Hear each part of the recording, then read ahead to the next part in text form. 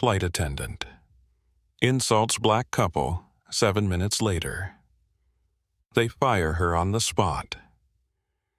Good day to everyone tuning in. It's wonderful to connect with people from all over the world. Let me know in the comments where you're watching from and the time and your location. As you settle in, prepare for a story that unfolds at 30,000 feet, laced with layers of tension, unspoken truths, and revelations that catch everyone off guard. Air travel often blends excitement with anxiety. For Ebony and DeMarcus, who boarded that early morning flight at Reagan National Airport, the day began with hope. Ebony had pinned her hair in a loose bun, revealing a delicate silver chain around her neck. DeMarcus rolled his carry-on behind him with a confident stride. They were heading from Washington, D.C. to Chicago for a short trip to visit DeMarcus's aunt, who was ill in the hospital. They hoped to arrive in time to comfort her and offer support. They had no idea how one encounter with a flight attendant named Harriet would alter their lives and lead to a dramatic event that no one on the plane would soon forget. Passengers were still trickling in when Ebony and DeMarcus took their seats, exchanging polite nods with the older woman in the aisle seat next to them. Ebony had chosen a window seat to enjoy the sunrise, while DeMarcus sat in the middle. Harriet, the lead flight attendant, walked down the aisle with a crisp uniform and a forced smile. Her hair was styled in a tight bun, and her name tag gleamed under the cabin lights. She greeted some passengers warmly but offered a curt acknowledgement to others, as though she were reserving her warmth for particular individuals. Everything about her demeanor seemed carefully curated. Behind Harriet, a younger flight attendant named Gabriel followed. He gave a genuine smile to anyone who made eye contact, offering small welcomes. Gabriel's kindness contrasted with Harriet's seemingly practiced performance, and Ebony noticed the difference right away. Ebony liked that Gabriel gave a respectful, friendly nod and asked if they needed any help getting settled. DeMarcus thanked Gabriel for his sincerity. He felt a bit uneasy about Harriet's stiffness, but he decided not to dwell on it. Instead, he asked Ebony if she wanted the armrest, and she laughed, joking that she needed all the comfort she could get on the 3-hour flight. Their voices were filled with affection, the kind that signals two people who know each other's quirks and rhythms by heart. Gabriel began distributing drinks. He seemed mindful to speak to everyone with the same pleasant tone. Meanwhile, Harriet was in the galley, occasionally peeking down the aisle as if waiting for her cue. The aircraft door closed, and an announcement reminded everyone to fasten their seatbelts. Somewhere between Ebony's reading of an in-flight magazine and DeMarcus's texting a last message before turning off his phone, Harriet walked over to them. She pointed at DeMarcus's bag under the seat. "Could you push that further in?"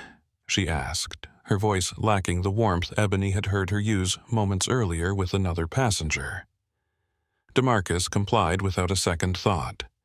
2 minutes later, Harriet returned with an announcement that row 6 was designated for a passenger needing extra room. She asked Ebony and DeMarcus to stow their personal items in the overhead bin so the aisle would be clear. Ebony was confused because she saw other passengers in other rows with similar-sized items left under their seats, but she brushed aside her concern, and DeMarcus stood up to help. A nearby passenger, a business traveler in a charcoal suit, looked up from his laptop.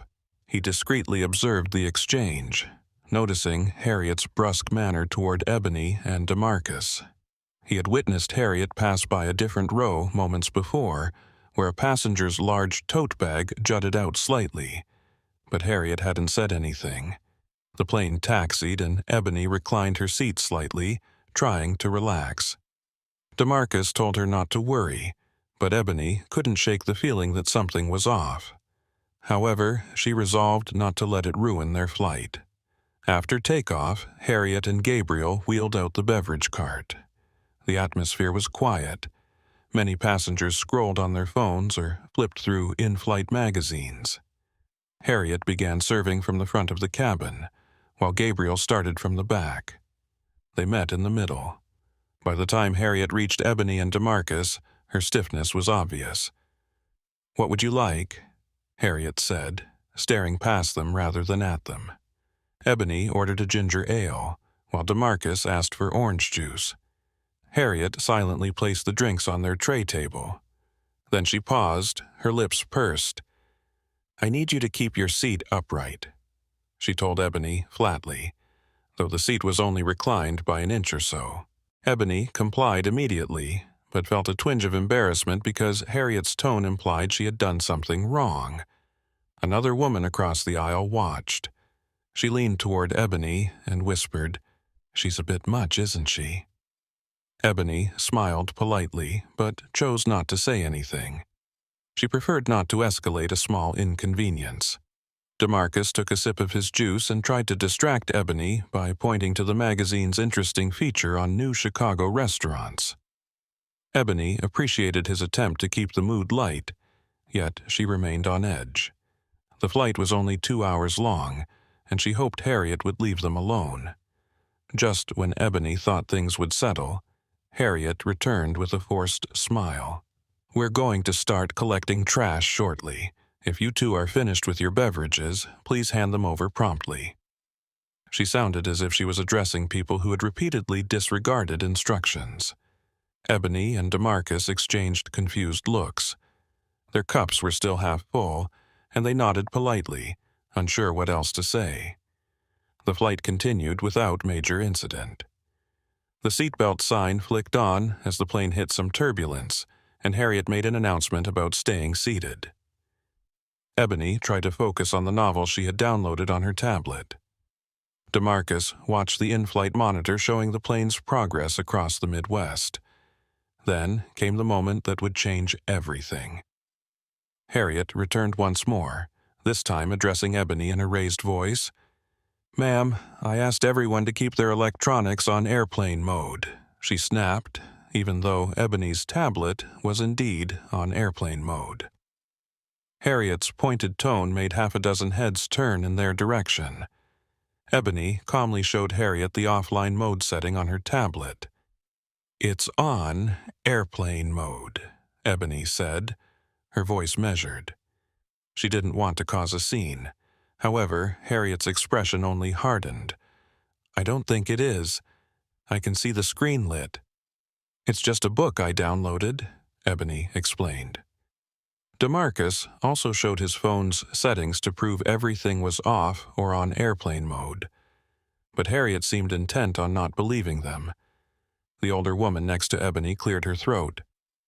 "I can vouch for them," she said softly. "They've been reading quietly this whole time." Harriet spun around and stared at her with a frosty glance before walking away. Ebony's heart raced. She felt singled out. DeMarcus placed a hand on her arm as a gesture of comfort. Over the next 10 minutes, Ebony and DeMarcus tried to pretend nothing had happened. Ebony glanced out the window at the clouds passing below. She told herself to focus on the upcoming hospital visit, their reason for traveling. Yet the tension in the air was thick, and she sensed Harriet might return with more complaints. DeMarcus squeezed Ebony's hand reassuringly. Suddenly, Harriet's voice blared through the intercom in an announcement about upcoming turbulence. She asked everyone to remain seated. Yet Ebony noticed Harriet still moving freely up and down the aisle, checking overhead bins. She paused abruptly at Ebony and DeMarcus's row. In a shrill tone, Harriet said, "I'm warning you one last time. Comply with all instructions, or you will face consequences." Ebony felt her cheeks burn. She was a quiet person by nature and disliked confrontations. DeMarcus frowned in Harriet's direction, but Harriet walked away before he could speak. The business traveler in the charcoal suit glanced at Ebony sympathetically, but Ebony just looked down at her lap, feeling upset. 5 rows back, Gabriel saw Harriet's demeanor and approached Ebony and DeMarcus. "Hi," he whispered, leaning in discreetly. "Is everything all right?" Ebony hesitated, then explained Harriet's repeated accusations. Gabriel looked uncomfortable. "I'm sorry you're experiencing this. Let me see if I can resolve the misunderstanding." He hurried after Harriet, disappearing into the front galley. Ebony tried to calm herself by taking a few slow, deep breaths. DeMarcus muttered, "Why is she singling us out?" Ebony shrugged helplessly. She had no explanation. The older woman beside Ebony offered a tissue and whispered, "This is uncalled for." Ebony appreciated her kindness. Moments later, Harriet returned with a piece of paper in her hand. "I'm writing up a formal notice," she announced, loud enough for nearby passengers to hear. "Both of you are causing a disturbance by not following safety procedures. I have every right to have you removed from this aircraft if we land." DeMarcus stood up, unable to contain his frustration. "We've done nothing wrong," he said in a level but firm voice. "You're harassing us for no reason." Harriet's voice rose even more. "Don't you talk back to me. I'm a flight attendant, and you're creating a hostile environment." Several passengers gasped. Others craned their necks to see what was happening. Ebony grabbed DeMarcus's arm, urging him to remain calm. She could see a flash of anger in his eyes, but she also recognized a determination not to be bullied. Gabriel arrived behind Harriet, looking distressed. "Let's step into the galley," he suggested. Harriet ignored his request, instead addressing Ebony and DeMarcus again. "Either you two follow the rules, or you'll be escorted off at the next possible landing." The business traveler in the charcoal suit set aside his laptop and spoke up. "Ma'am, I've been watching them. They're not violating any rules." His statement drew Harriet's glare, and she snapped. "This doesn't concern you, sir. Keep your seatbelt fastened." He opened his mouth to retort, then thought better of it, shaking his head in disbelief. Ebony felt her eyes welling with tears. She had never experienced such open hostility, especially in such a public setting. She looked around for assistance but saw mostly stunned expressions from other passengers. Harriet turned abruptly and stomped back toward the galley, leaving Ebony and DeMarcus feeling rattled. Gabriel lingered. In a low voice he said, "I'm so sorry.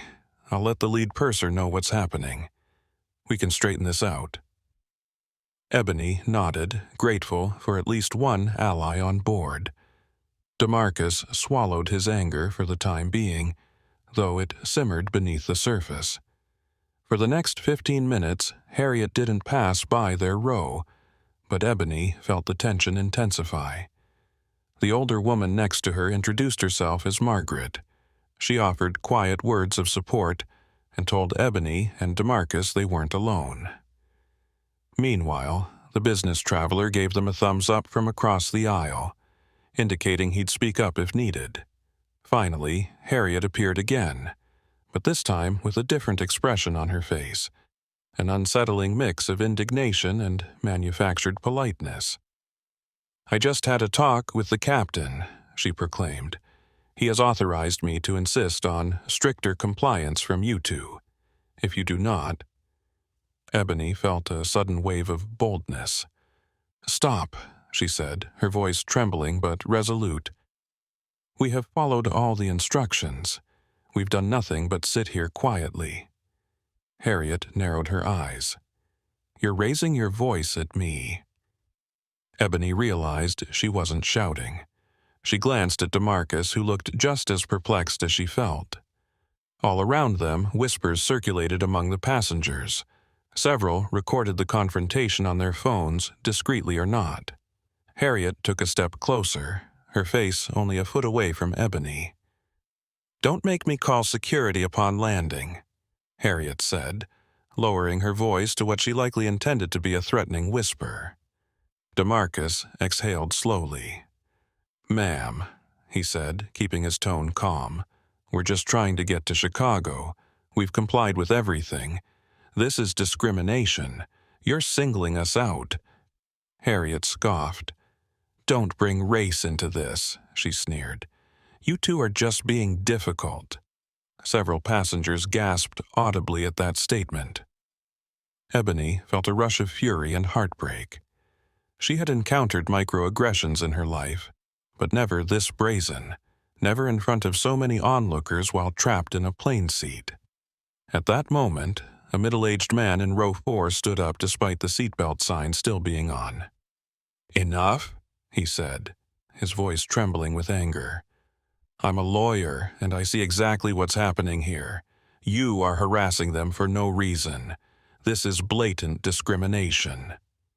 His name was Barry, and he was traveling to Chicago for a legal conference.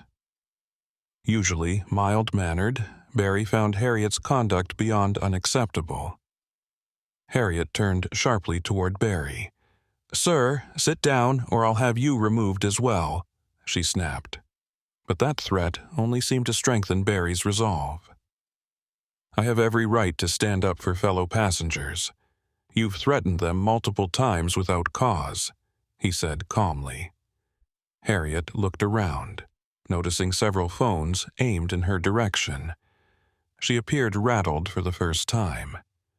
Gabriel stepped into the aisle again, positioning himself between Harriet and the cluster of angry passengers.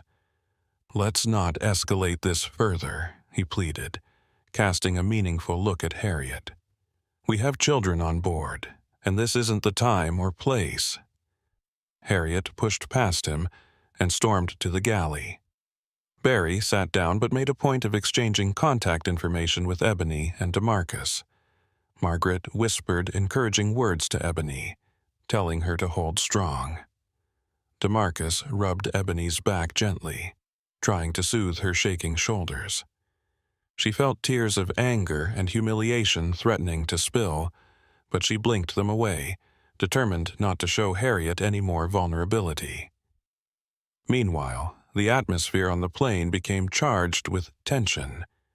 People who had initially put on headphones or tried to ignore the situation were now fully aware that something deeply troubling was unfolding. Quiet murmurs spread through the cabin. Ebony and DeMarcus looked at each other, silently acknowledging that they weren't alone in this moment of injustice. 10 minutes passed. No one saw Harriet. Gabriel made a quick pass through the aisle, offering coffee or water.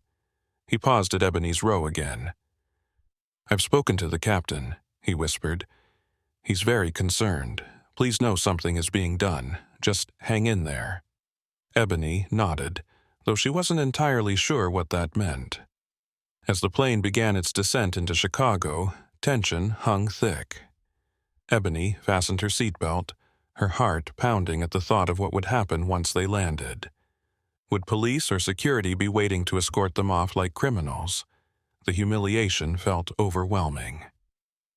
DeMarcus kept glancing back, trying to see if Harriet would reappear. A crackling announcement from the cockpit. "Ladies and gentlemen, we'll be landing shortly. Flight attendants, please prepare for arrival." Ebony noticed Harriet had not come on the speaker. It was unusual for the head flight attendant not to make final announcements. Instead, it was Gabriel's voice that gave the standard speech about stowing trays and putting seats in the upright position. As the wheels touched down, Ebony let out the breath she'd been holding. The cabin filled with the customary shuffle of passengers gathering their bags. Harriet emerged, standing at the front exit, avoiding eye contact with Ebony and DeMarcus.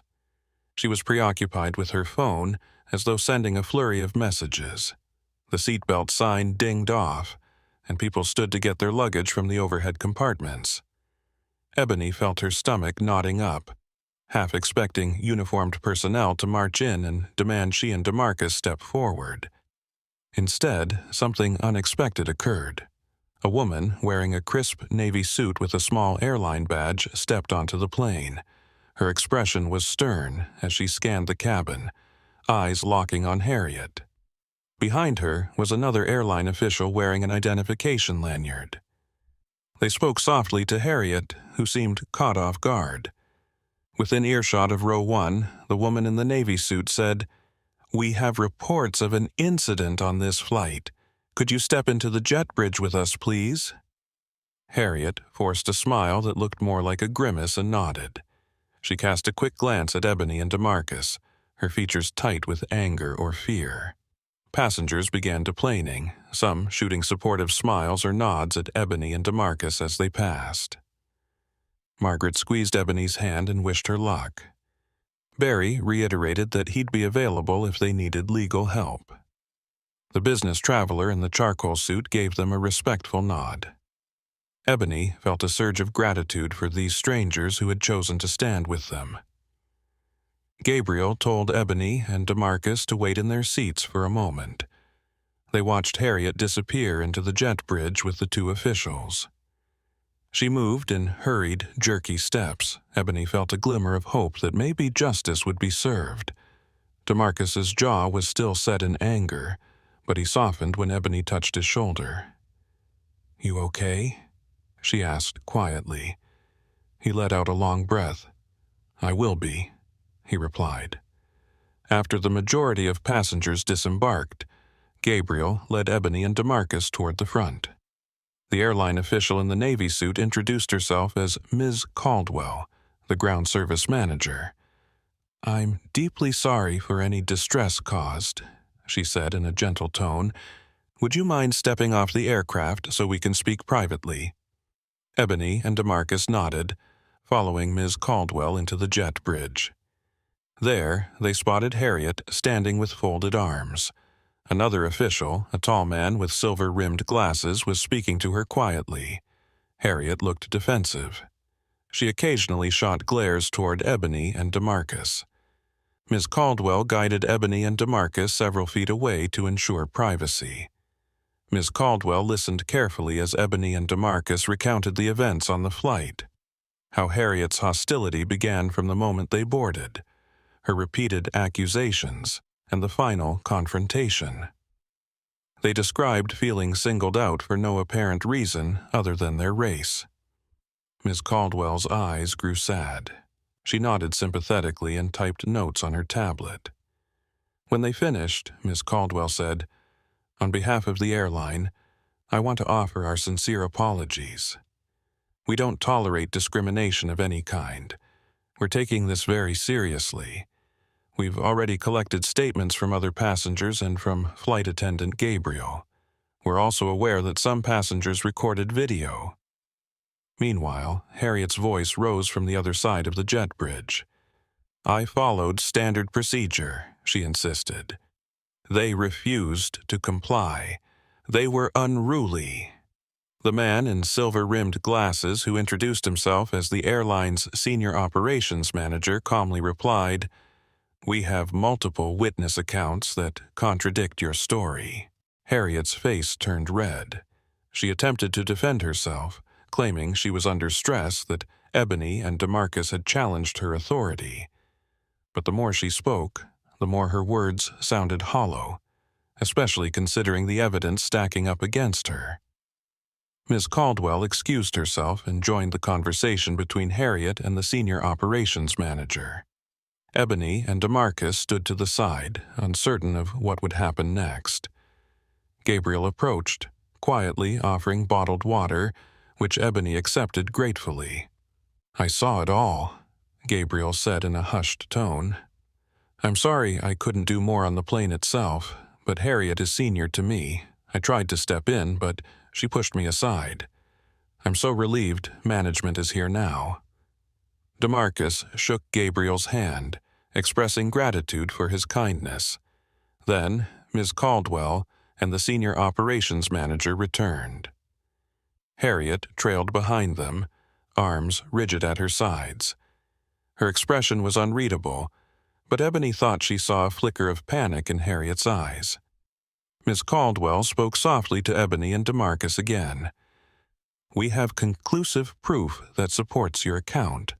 We've made a decision to remove Harriet from duty immediately." Harriet stiffened, her mouth opening in shock. The senior operations manager cleared his throat. "Harriet," he said, addressing her directly, "your actions today violate our company's code of conduct and anti-discrimination policies. We have enough evidence, including eyewitness testimony and recordings, to warrant disciplinary action. Effective immediately, you are relieved of your duties. Further actions, including potential termination, are being processed." Harriet's face went pale. "You can't do that. I've been with this airline for over a decade," she exclaimed. But neither Ms. Caldwell nor the senior operations manager wavered. "Our guidelines are very clear," the man said. "We do not tolerate behavior that targets, harasses, or discriminates against passengers in any manner." Harriet clenched her fists, struggling for words, then finally stormed away, nearly colliding with the jet bridge wall. Stunned, Ebony and DeMarcus looked at each other. They had expected a fight, maybe even a drawn-out investigation. Instead, they saw Harriet marched off the plane in a matter of minutes. Ms. Caldwell turned back to them. "I'll personally file the incident report to ensure everything is documented. Our airline extends a formal apology to both of you. We'd also like to offer compensation for this distress and hope you'll continue to fly with us." Ebony breathed a sigh of relief, though her nerves were still on edge. DeMarcus thanked Ms. Caldwell for taking the situation seriously. Ms. Caldwell gave them her direct contact information and encouraged them to call if they had any remaining questions or issues. They were then escorted into the terminal, where Ebony sat down on a bench, feeling a wave of exhaustion. DeMarcus sat beside her, placing an arm around her shoulders. "That was intense," Ebony said, her voice trembling with residual adrenaline. DeMarcus nodded. "I'm just glad it ended the way it did," he said. "I'm sorry you had to go through that." Gabriel appeared moments later, having deplaned himself. "I just wanted to make sure you two are okay. I also have a longer layover, so if you need any assistance, let me know." Ebony smiled, touched by his kindness. "We're fine now, thanks to everyone who spoke up." Gabriel patted DeMarcus's shoulder. "Your flight might have ended in conflict, but hopefully your time in Chicago goes smoother." With that, he said goodbye. Ebony and DeMarcus watched him leave, grateful for at least one bright spot in an otherwise traumatic experience. When Ebony stood, she noticed how her legs felt shaky. DeMarcus suggested they find a quiet spot to regroup before heading to the hospital. They followed signs to a coffee shop near the baggage claim. On the way, Ebony's phone buzzed with texts from friends and family, asking if they had arrived safely. She typed a quick response. "We're safe, but we'll explain everything later. Love you." They reached the coffee shop and sat down. Ebony sipped a hot tea while DeMarcus drank a black coffee. "You think Harriet will try to fight this?" Ebony asked. DeMarcus shrugged. "She might, but there were too many witnesses. Plus, the airline saw enough evidence to remove her on the spot. If she tries to bring it up, they'll have the passenger videos. She had no defense for her behavior." Ebony felt relief, though a lingering heaviness clung to her thoughts. The prejudice they encountered had been so open, so vicious. She couldn't help replaying Harriet's words and the way Harriet singled them out from the start. DeMarcus seemed to sense her turmoil. He squeezed her hand gently. "Let's focus on Aunt Patrice. She's waiting for us at the hospital. We'll deal with the rest of this later." They stood and gathered their luggage, then headed toward the rideshare area. The crisp Chicago air greeted them outside the terminal. Ebony closed her eyes momentarily, soaking in a sense of freedom, away from the confines of that plane and Harriet's menacing stare. She silently thanked all the people who had stood up for them, especially Gabriel, Margaret, Barry, and the business traveler in the charcoal suit. While waiting for their rideshare, Ebony opened her phone to find social media buzzing with references to an incident on Flight 602. Some passengers had already posted short clips of Harriet's confrontation. Ebony saw comments condemning Harriet's behavior and praising Ebony and DeMarcus for staying calm. She even saw one comment from the business traveler in the charcoal suit, who had evidently tagged the airline in a post demanding accountability. Their car pulled up, and DeMarcus loaded their carry-ons into the trunk. The driver greeted them with a friendly hello, then headed into traffic. Ebony stared out the window at the city skyline, her thoughts drifting between the day's events and the reason for their trip, Aunt Patrice's hospital stay. She hoped Aunt Patrice was stable and that the shock of the flight wouldn't overshadow their visit. They arrived at the hospital, a stately brick building surrounded by a small courtyard. Ebony and DeMarcus navigated the corridors to find Aunt Patrice's room. A wave of antiseptic smell and the gentle hum of medical machines greeted them. Aunt Patrice, a robust woman in her late 60s, beamed when she saw them. She was propped up on pillows, an IV drip in her arm. "My babies," she whispered, her voice weak but full of love. Ebony hugged her carefully, and DeMarcus kissed her cheek. They spent the next hour catching up, telling Aunt Patrice that the flight had been stressful, but that they were fine. They chose not to go into great detail about Harriet's discrimination, not wanting to burden Aunt Patrice when she needed rest. Aunt Patrice asked about Ebony's job prospects, about whether DeMarcus was still planning to run that neighborhood program for at-risk teens. DeMarcus nodded, explaining that he was taking steps to expand the program beyond D.C. Ebony felt a surge of pride. She and DeMarcus had been working toward building community initiatives for years. Their visit was supposed to double as a brief respite, but it had started with unexpected drama. After a while, Aunt Patrice drifted off to sleep. Ebony and DeMarcus slipped out of the room, deciding to check into a nearby hotel. On the way, Ebony's phone buzzed again. This time it was Ms. Caldwell from the airline. Ebony answered softly. Ms. Caldwell's tone was professional but apologetic. "I just wanted to let you know that Harriet has been officially terminated from her position following a swift internal review. We have zero tolerance for what occurred today. I'd like to reiterate our apology and confirm that you'll both receive travel vouchers and a formal letter acknowledging this incident, along with my personal assurance that the airline has taken appropriate measures." Ebony thanked her and ended the call, feeling a mixture of relief and lingering sadness that such prejudice still existed. DeMarcus placed an arm around her as they walked. "She got what she deserved," he murmured, "but it never should have happened in the first place." Ebony nodded, leaning her head on his shoulder. They reached the hotel, a modest place with pale yellow walls in the lobby, and checked in for 2 nights. Ebony collapsed onto the bed, exhausted. "I feel like I've been awake for days," she sighed. DeMarcus sat next to her, gently stroking her hair. "Let's rest a bit," he suggested. "Then we'll grab something to eat and see Aunt Patrice again tomorrow." Ebony fell asleep almost immediately, thoughts of Harriet's twisted expression chasing her into her dreams.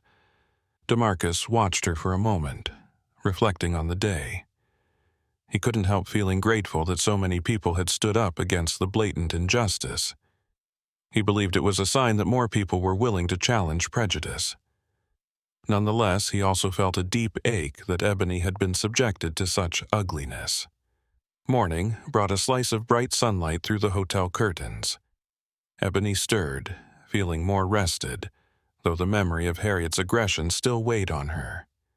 She checked her phone, finding multiple voicemails, some from concerned friends who had heard about the incident, others from colleagues. Word had traveled fast. She even spotted an email from a local reporter who had gotten her contact info from a passenger's social media post. Ebony stared at the subject line. Request for interview about airline incident. She looked over at DeMarcus, who was still asleep, and wondered if they should go public with their story.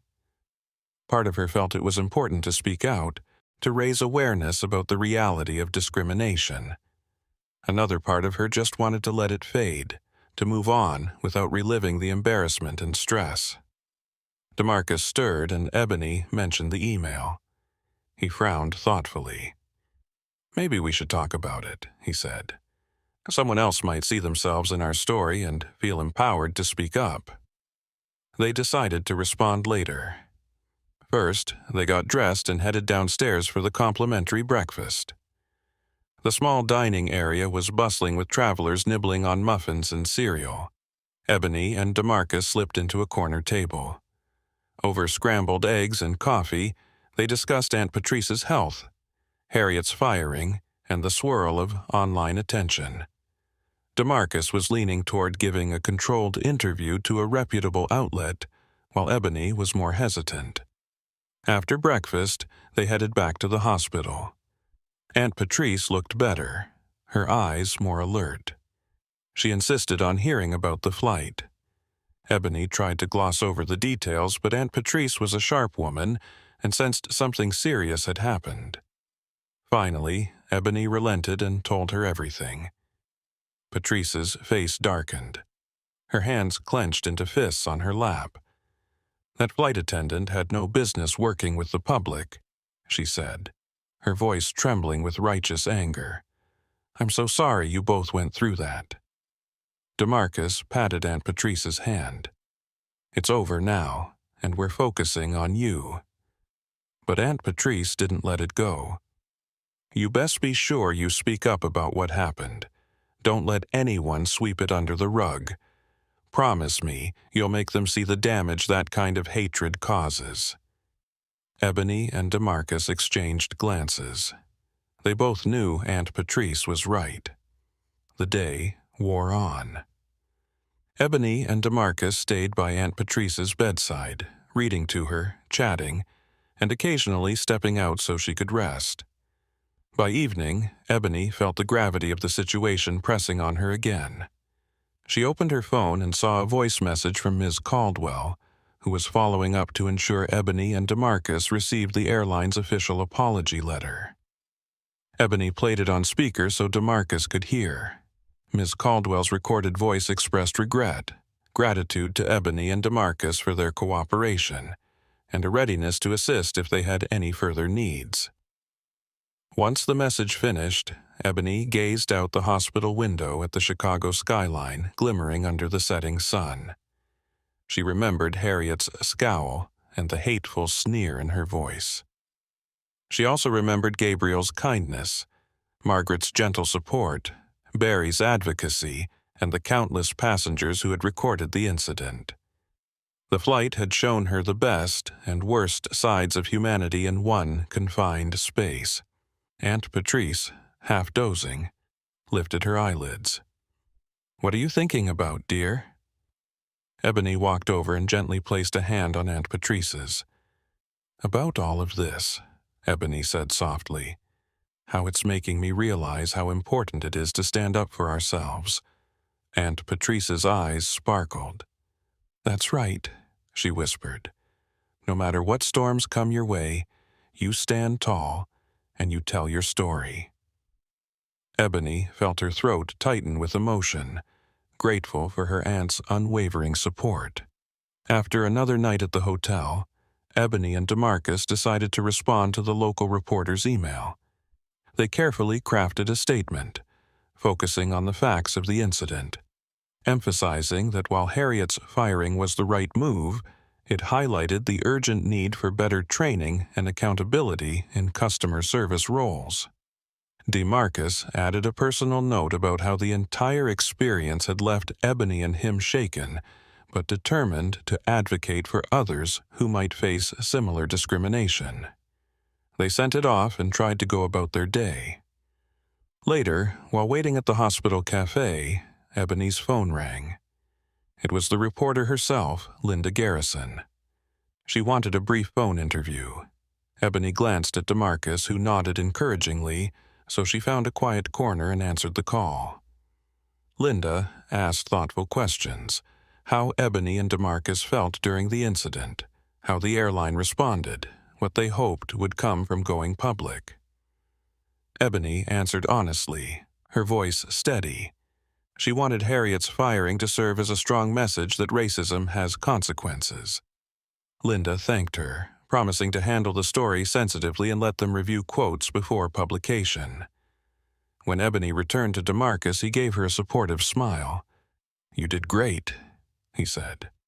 Ebony shrugged, feeling equal parts relief and anxiety about going public.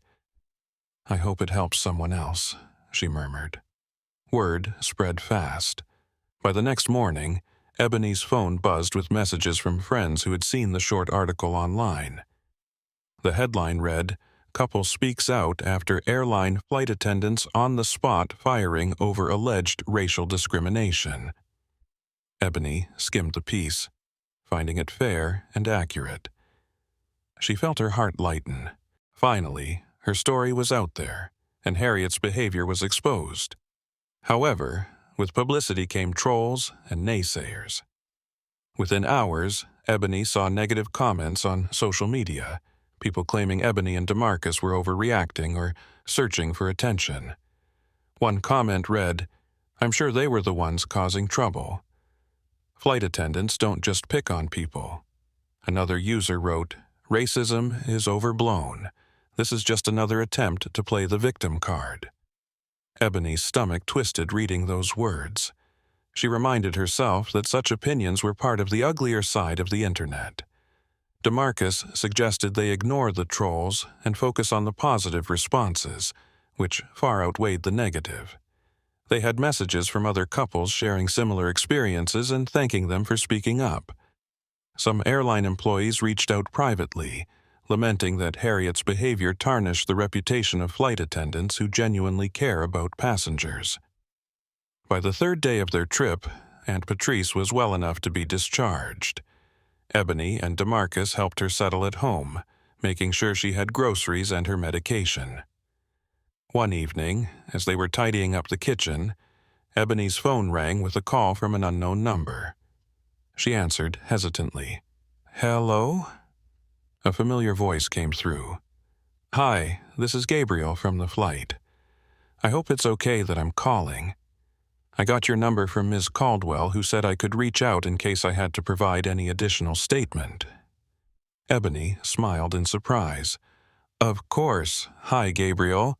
Thanks for checking in. How are you?" Gabriel sounded relieved.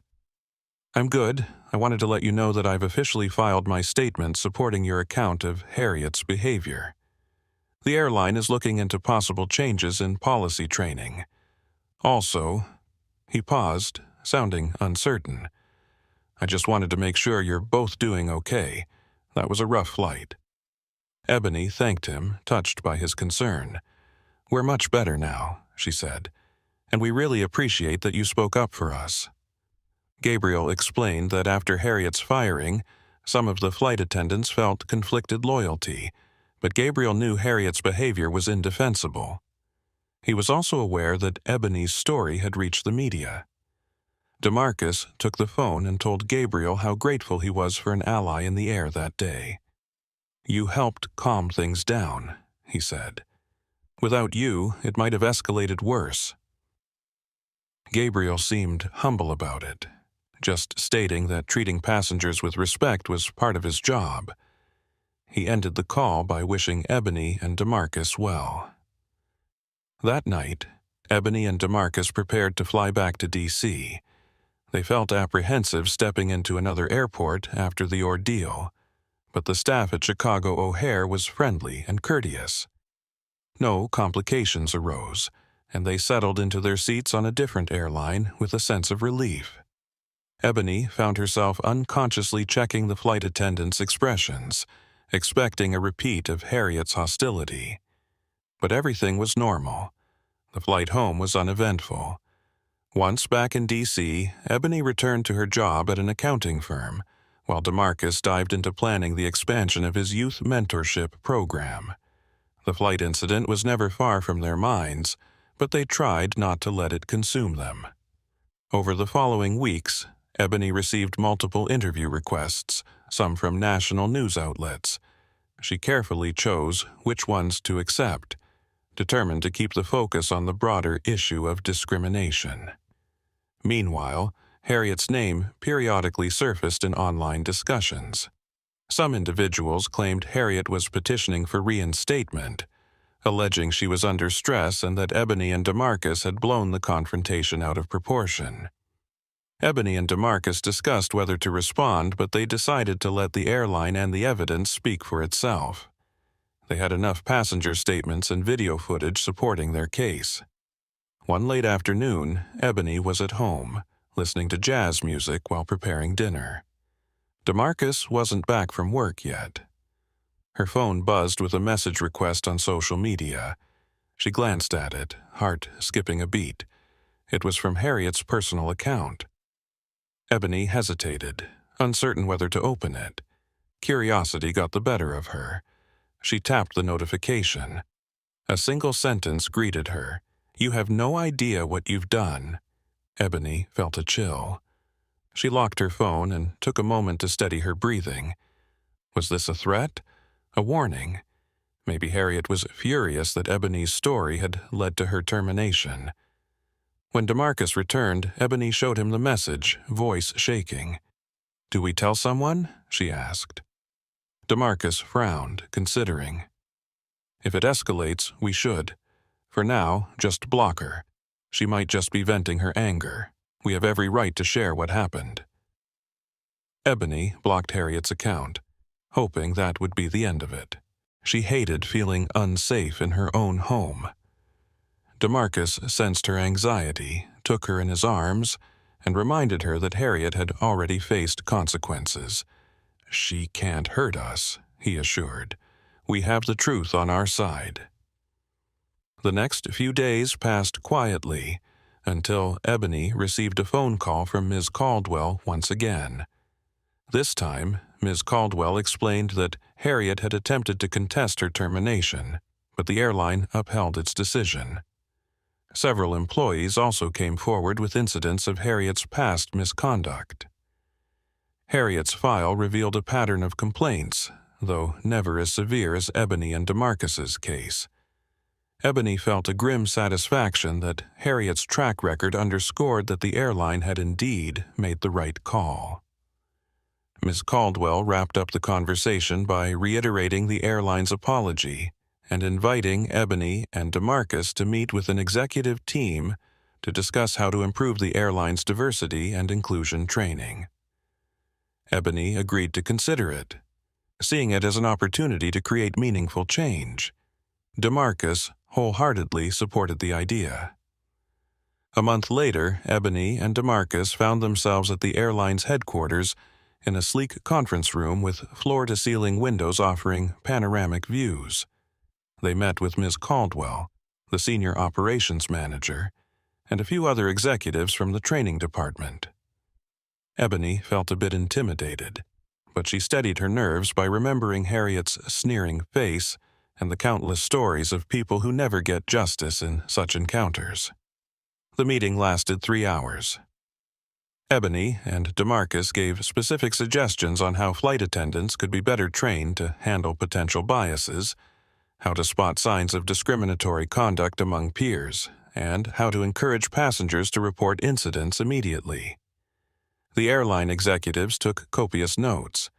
They even asked if Ebony and DeMarcus would consider helping develop a short training video or guide. Ebony and DeMarcus exchanged looks. They were open to anything that prevented another Harriet from humiliating another couple. By the end of the meeting, Ebony felt a cautious sense of hope. Real change might come out of a painful situation. The airline also offered Ebony and DeMarcus complimentary round-trip tickets to any domestic destination as a gesture of goodwill. Ebony wondered if she'd ever feel truly comfortable flying again, but she acknowledged the gesture in good faith. Back in D.C., life moved on. Ebony dove into tax season at her firm. DeMarcus juggled workshops and mentorship programs. Sometimes they'd be recognized on the street by strangers who had seen the news story, and they always received words of encouragement. Ebony was grateful that the public conversation about racism, even within everyday situations like a flight, was still alive. 6 months later, Ebony received an email from Linda Garrison, the reporter who first interviewed her. Linda wanted to do a follow-up piece, this time focusing on what changed at the airline after Harriet's firing. Ebony and DeMarcus agreed, wanting to highlight the progress and show that something positive had emerged from a negative experience. The updated article showcased the airline's new cultural sensitivity training, featuring Ebony and DeMarcus's involvement. It also mentioned other employees, including Gabriel, who were recognized for exemplary passenger service. Ebony smiled as she read about Gabriel's promotion to a training supervisor. He'd told the airline leadership how crucial it was for flight attendants to remain calm and respectful, especially under stress. Meanwhile, Harriet was rumored to be working for a smaller regional airline, having barely found new employment after her widely publicized dismissal. Ebony tried not to dwell on Harriet's fate, but she couldn't ignore a lingering question. Had Harriet learned anything from this, or did she still harbor resentment toward Ebony and DeMarcus, blaming them for ruining her career? One day, Ebony found an anonymous letter in her mailbox. The envelope contained a single sheet of paper with typed text. "You turned an honest mistake into a catastrophe. Hope you're proud." It wasn't signed, but Ebony recognized the tone. It sounded like Harriet. DeMarcus urged Ebony to show it to the authorities if more letters arrived. Ebony filed it away, feeling a pang of disquiet. Still, she resolved not to let it overshadow their life. She had come too far to give in to fear. Time wore on, and the incident gradually faded from front-page news. However, Ebony and DeMarcus occasionally spoke at community events about their experience, using it as a springboard to discuss broader issues of discrimination. At one such event, Ebony pointed out that the willingness of bystanders to speak up on the plane had made a huge difference. If Harriet had been allowed to continue unchallenged, Ebony and DeMarcus might have been escorted off the plane, or worse. The crowd applauded, and Ebony's eyes stung with tears of gratitude. Their lives were not defined by the flight attendant's cruelty. DeMarcus's mentorship program expanded, partnering with a local nonprofit to secure permanent funding. Ebony received a promotion at her accounting firm. Their bond grew stronger. Occasionally, Ebony would have flashbacks of Harriet's hateful glare, but she overcame those moments by remembering how quickly the airline took action once the truth was clear. A year later, Ebony and DeMarcus decided to take a well-deserved vacation to celebrate their anniversary. They chose to fly to Hawaii, ironically with the same airline that had once employed Harriet. Ebony booked the tickets with cautious optimism. When they arrived at the airport, Ebony felt her heart pound, remembering how the fiasco had begun with something as mundane as boarding. But the staff at the check-in counter were pleasant, offering warm smiles and efficient service. At the gate, a flight attendant recognized Ebony from the training video she and DeMarcus had contributed to. "Oh, it's an honor to meet you both," said the attendant, beaming. "We study the module you helped create. It's been such a great influence on how we handle passenger relations." Ebony thanked her, feeling a swirl of relief that something good had indeed come from their ordeal. On board, they found their seats. The flight attendants were friendly, asking if they needed anything special for their trip. Ebony leaned over to DeMarcus and whispered, "I think this is going to be okay." DeMarcus squeezed her hand. "We made a difference," he said softly, "and we're finally taking a peaceful flight." They settled in as the plane taxied, Ebony gazing out the window at the runway. In her mind, she replayed the events from a year ago, Harriet's sneer, her sharp tone, the way other passengers rallied around them, and that moment in the jet bridge when Harriet was fired on the spot. It all seemed so far away now. The flight to Hawaii was serene, marked by scenic views of the Pacific. Ebony allowed herself to relax, occasionally flipping through in-flight entertainment, occasionally dozing off. DeMarcus read a novel about personal growth and resilience, pausing to share meaningful quotes with Ebony. She found herself smiling. This was how flying should feel: safe, free, and respectful. When they landed, Ebony looked at DeMarcus with a grateful smile. "We made it," she said, her voice filled with relief and happiness. DeMarcus nodded.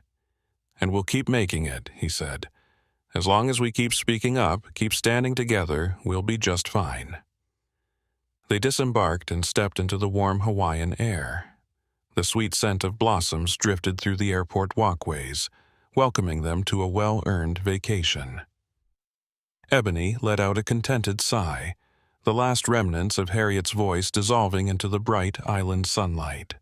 She realized then that their story was more than just an isolated confrontation. It was a testament to the power of collective voices, the importance of accountability, and the simple truth that prejudice thrives when met with silence. By sharing their experience, they had ignited a conversation that spread far beyond a single flight. That, she thought, might be the greatest victory of all. Did you enjoy this story of ambition, courage, and the power of one voice to spark change? Let us know in the comments. What part resonated with you the most, or which character's journey surprised you? We love hearing your thoughts. And if you want more stories like this, full of twists, heart, and inspiration, make sure to hit that subscribe button and turn on notifications. There's plenty more where this came from, and we'd love for you to be part